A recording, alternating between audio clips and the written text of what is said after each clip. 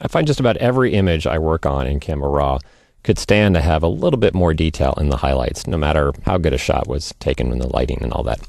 So here's a good example of this. There's a recovery image here. It's a Camera Raw file, so I'm going to go ahead and just double click on it. Now, the recovery feature inside Camera Raw, it works great for JPEGs as well. You are going to get better results if you have a RAW file to work from, just because you have a lot more data to work with. You actually have more details in the highlights that you have available if you're still working with a RAW file. Here I see that I've got some slightly blown out highlights. If I look at her foot on the left here, you can see it's a little bit hot. And then just the sand itself, there's actually a lot more detail there that I think we can drag out.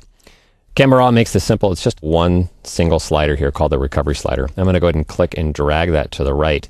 This particular image, I'm going to drag it all the way to the right so you can see the extreme detail that it can bring out here. I'm going to turn the preview on and off. Here's before, and there's after. And again, as a reminder, you can just press the letter P to go back and forth for that toggle checkbox instead of having to actually take your mouse all the way to the top of the screen. So just P is after, P again is before. And you can see I did a fairly good job of bringing out some additional detail and just really taking down how hot those highlights were to begin with. So I'm going to go ahead and hit cancel and go back to this other image here called Recovery Extreme.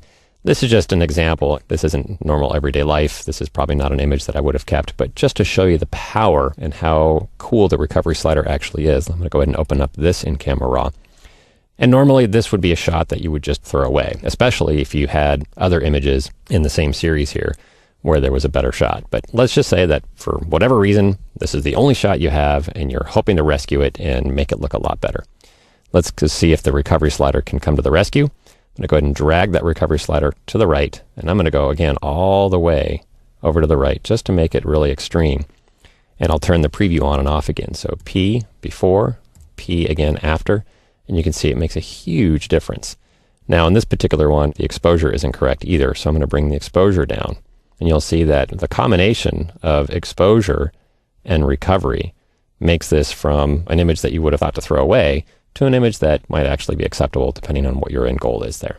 So there you have it. The recovery slider is really powerful. Combine that with the exposure slider and you can really rescue a lot of image detail that you didn't even know was there. Especially true if you're using a RAW file.